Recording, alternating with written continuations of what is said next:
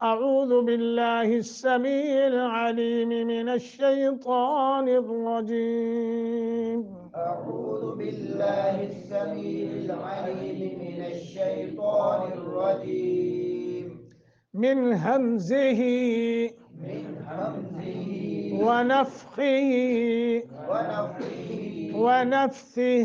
ونفسه. اس کے قواعد بھی ذرا سمجھ لیں. اعوذ حمزہ ہے پہلے، اس کے اوپر زبر ہے، اور پھر عین ہے، اس کے اوپر پیش ہے، تو دونوں کا فرق کر کے پڑھیں گے.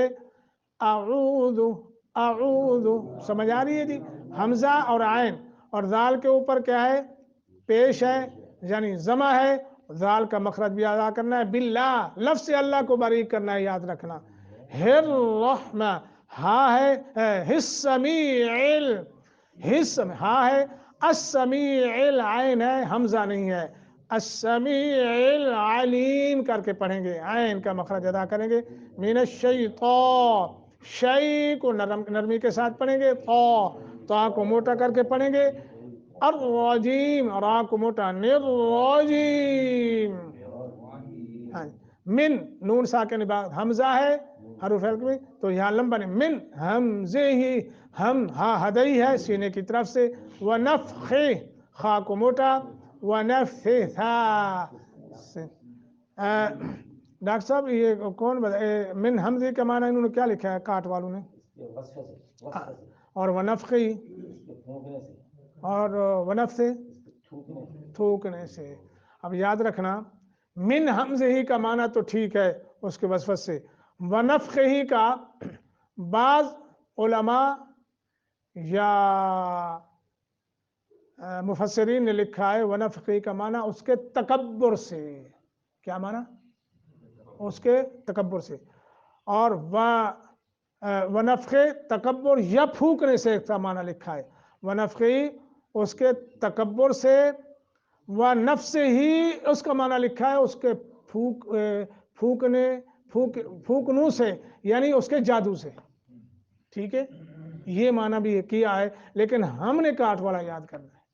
دونوں میں نے اس لیے بتا دی ہیں تاکہ آپ کو معلوم ہونا چاہیے.